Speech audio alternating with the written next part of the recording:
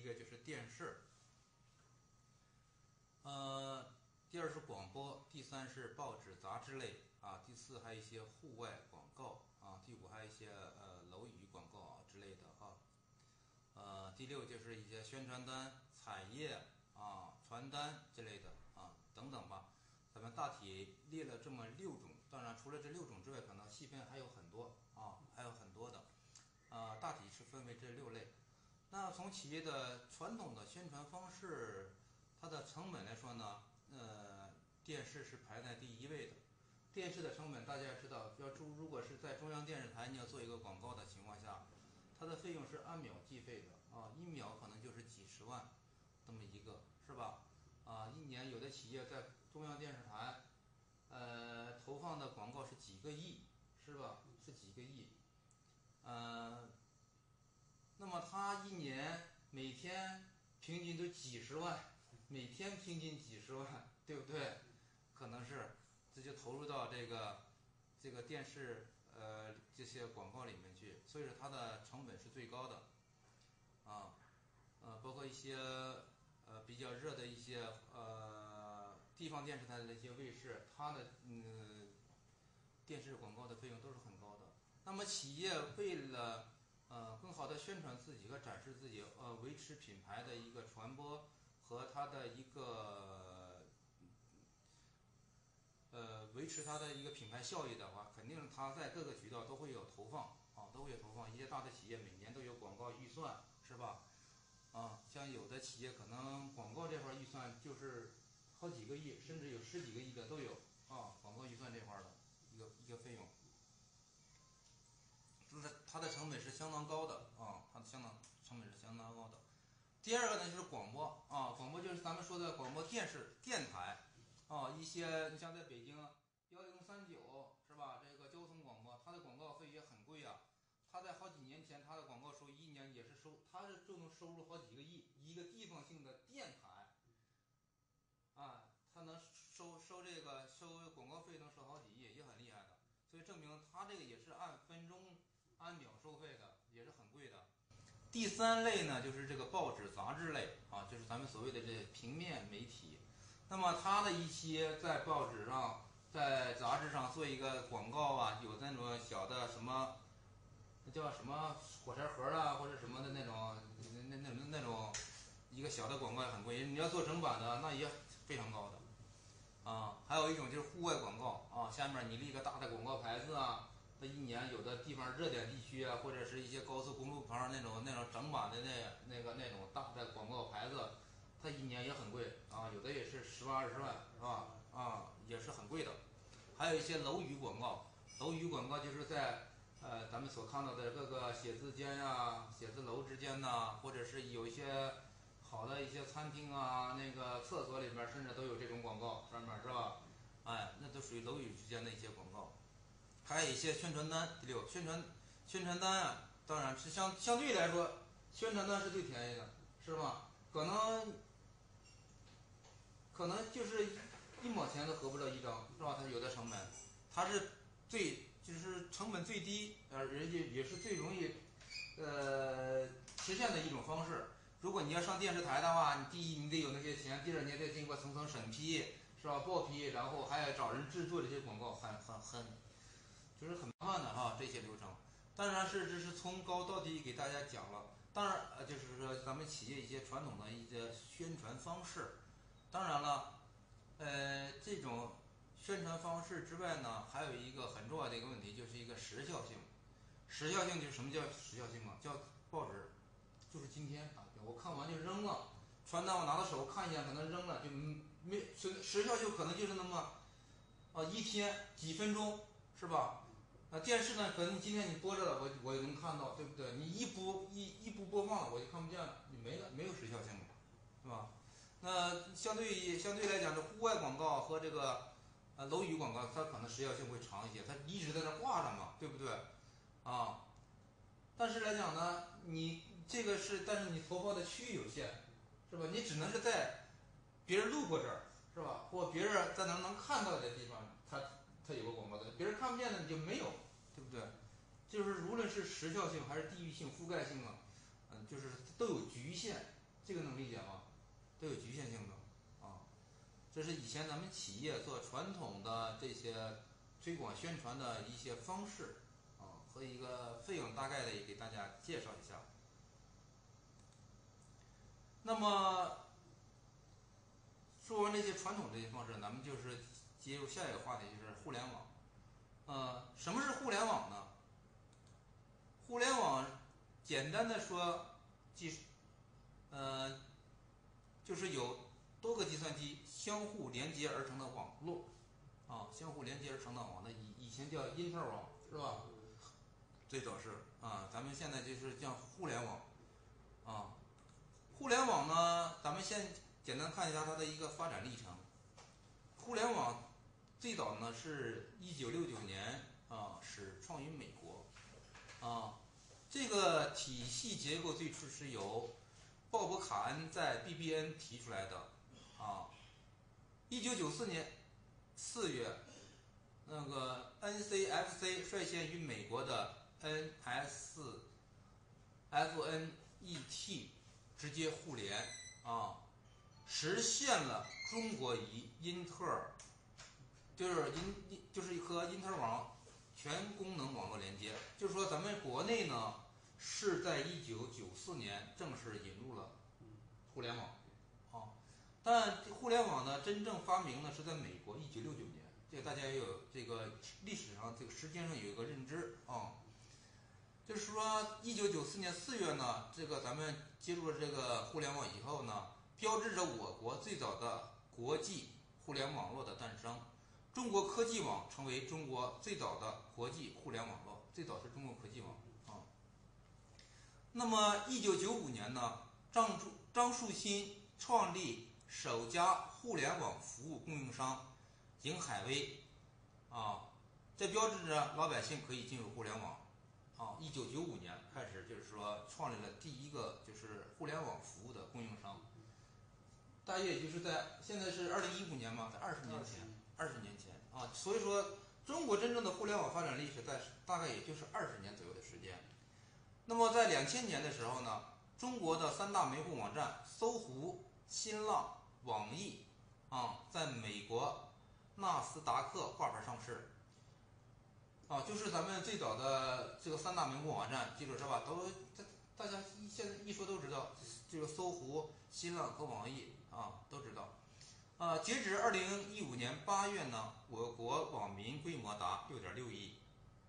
2014年全年共计新增网民3117万人，互联网普及率为50.77%，标志着互联网在我国已经进入了全民时代啊。这个是个什么意思呢？就是这是咱们最新的我们统计的一个数据啊，也是咱们国家权威提供的这个数据。就是说，按咱们中国有13亿人口来讲，网民已经达到了6.6亿，是吧？当然这是一个大约的一个统计，当然每年每个月都在不断的增长，是吧？证明咱中国已经真正的进入了互联网的全民时代。什么是全民时代？人人以后都会离不开这个东西，但都围绕着你的生活啊，学习生活都。那么互联网给我们带来了哪些改变呢？互联网，那么就是现在的互联网每天的信息产生量呢是3到500个美国国家图书馆的信息量。也就是说是什么意思呢？现在就是每天的信息发布量和产生新的信息量，就相当于是在互联网整个互联网就是全球的互联网，相当于有3到500个美国国家图书馆的信息量。这个是非常，现在是一个信息爆炸的时代，是吧？信息爆炸的时代，就是有这么多的信息，都是由互联网来产生的，是吧？就说这些信息，你可能学一辈子，一天产生这些信息，你可能学一辈子都学不完，啊！以前像咱中国最大的一个宝库叫四库全书，为什么叫四库啊？能装满4个很大的仓库全书。最大世界上最大的百科全书嘛，就是四库全书嘛，是吧？纪晓岚主编的。那是一个什么一个概念？我给你讲讲，就是它是一个什么样的信息量啊？就是说，一个人从出生啊，就开始读书，然后读到120岁，每天就读8小时啊，你读8小时书，读120岁，一部四库全书你读不完，120年你都读不完，你说它有多大量？当时我记得好像是纪晓岚主编这四库全书的时候，好像组织了好几百人，好像是来编这个，好像不止好几百人做这个工作。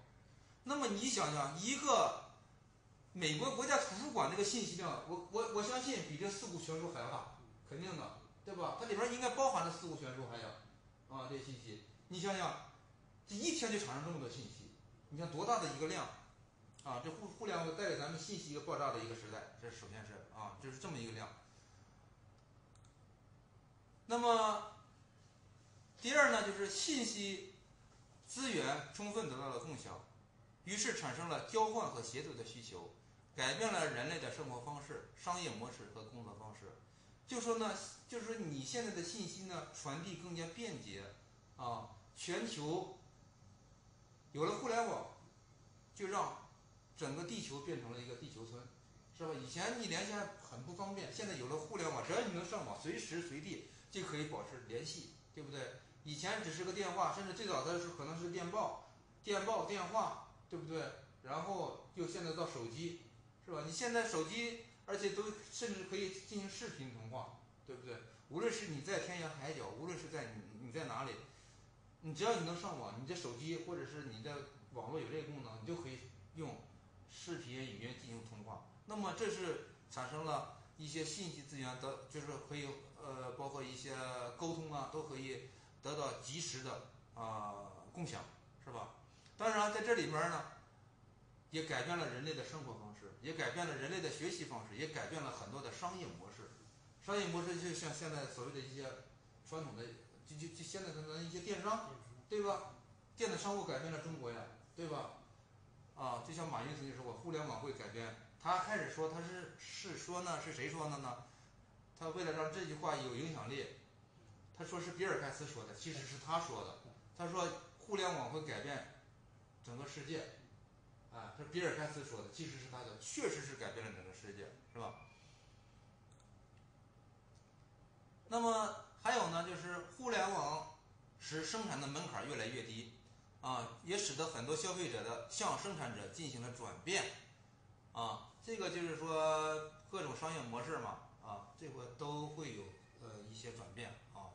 大家就是现在李克强总理提出了这个互联网加，也是这个意思，就是说各行各业啊方方面面都要融合到互联网，利用互联网来推广、展示、宣传自己，包括营销自己啊，营销自己的企业，就是这样。对，拥抱互联网。那么企业宣传是吧？推广还有这个营销，那么互联网较咱们传统媒体有哪些优势呢？刚才咱们讲过了，这个传统的，就是媒体以前做广告、做营销、做推广的这种，几种载体和它的一些价格，大概是吧？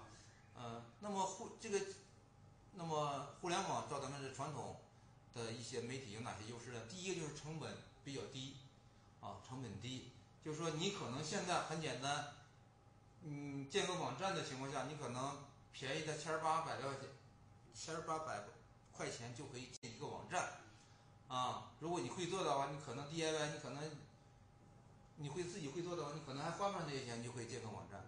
第二呢，传播范围广啊，最广。传播范围是什么？只要全球能连上网的地方啊，无论是你在世界哪里头，你都可以看到，全球性的，对吧？你电视台你还有局限性的，国外你可能还看不见你的电视台呢，对不对？那互联网就不一样了，你只要能连上网，随时就可以看，对吧？第三呢，就是这个时效性，保留时间长。只要你能上网，我这网站没有被关闭，对吧？我随时都可以展示，这是时效性，24小时，不是说我这儿已经关门了，你进不来，看不了了，对不对？看不见了，这不是，只要你能上网，我24小时我随时都展示，对吧？这是保留时间长。第四呢，就是可以实时互动，及时更新。就说你电视上你有广告是挺好，对不对？我没法跟你互动啊，可能现在有的环节可以互动，它是通过一些技术手段可能会实现，那成本也很高。但是在网站上你可以进行一个互动啊，在线沟通工具，对不对？啊，在线 QQ 可以进行沟通，还有一些像咱们推广的一些工具，什么百度商条啊之类什么啊这些的一些沟通工具，可以及时的互动，对吧？还有一个呢，你有些对呀、那些论坛的情况下，你可以及时的留言，及时互动啊。有些信息你可以及时更新，后台一刷新更新了那种，对吧？然后能保持一个就是最新的一个时效性，最新的一个状态更新啊，让大家感觉你随时是在更新，随时是有一个新东西出现，对吧？对，你的受众呢都有一个吸引力。第五呢，就是受众适量可以准确统计，这是个什么意思呢？就是说，咱们可以在相关的这些自己的这网站或者自己的平台上安装一些工具，对吧？甚至这个系统自带这些统计工具，就可以看到啊，有多少人在今天什么时刻浏览了几个网页，有多少人进来，他看到哪篇文章，他停留了多长时间，他对哪个感兴趣，咱们都可以通过这些数据统计分析可以看到，然后来及时调整咱们的一些内容和营销策略啊，就是说通过一些技术手段是可以做到的啊。像咱们在百度上条上可以看到，哎，他是从哪个关键词进来的，对不对？啊，他浏览哪个网页啊？在微信公众平台也是，他看了哪篇文章，是不是男是女？他的微信号是什么？昵称是什么？头像是什么？都可以看到，对吧？哎，他看到对哪些商品感兴趣都可以看见的啊，就是有个准确的数据统计分析支持这个啊。那么第六呢，就是说它的载体比较多，可以有文字性的，有图片性的，还有视频性的，还有音频性的，都可以啊。这就是说，那么现在咱们所光看文字性的对人可能就没有吸引力，你可以用点图片来吸引别人眼球啊，可以再加上一些视频说明呢，说的更加具体、更加详细啊，甚至也可以加上一些音乐、动效的音乐，或者是舒缓的音乐，或者是这个有这种有那种就是比较激昂的音乐呀、是吧？来适合不同的场景来展示不同的效果，对吧？啊，这样就是说它比咱们传统的这种媒体还是有非常大的优势的啊。这边就是简单给大家介绍一下。那么讲完这个互联网以后呢，咱们再简单的切入到咱们的移动互联网。从传统的互联网来说呢，说完了就是说一下咱们的这个现在最新的移动互联网。因为现在咱们已经正式进入了移动互联网的时代。移动互联网很简单，就是能动。以前咱们电脑自己家的 PC 就是电脑传统的那种电脑，在家里不能动，对不对？你出门你就上不了网。移动互联网是啥？我走到哪儿我都能上网，拿着这个只要我能上网的设备，包括一些 iPad，包括现在的一些咱们的智能手机啊，你都可以，只要能连上网，我都可以上网，就是它有便携性、方便性啊。那么移动互联网呢，是最早呢是在2000年11月10号，中国移动推出了移动梦网计划啊。2002年5月17日，中国电信启动互联星空计划，视为移动互联网在中国的萌芽。那时候只是一个萌芽，其实那时候一个所谓的移动互联网，其实还是以短信形式，对不对？它是以短信形式的一个东西，没有现在这么丰富多彩的内容，这么快的速度，没有啊，没有。那时候说实话就是一个短信内容类似的那种东西，对吧？啊，那么一个划时代的时间呢，是在2007年的时候，随着革命性终端设备苹果 iPhone 的推出，以及3G 技术的应用，标志着移动互联网新时代的开启。这也不得不说的一个划时代的人物，就是咱们的苹果的创始人乔布斯，也俗称乔大爷，是吧？他已经光荣退役了，是吧？这个，那么他的设计理念当时就是说，把这个手机做成了一种智能的移动终端。那么现在你看咱们现在的手机，甚至可以理解成是一个超级电脑。对吧？它该有的功能不但能通话，能发短信，能发语音、视频，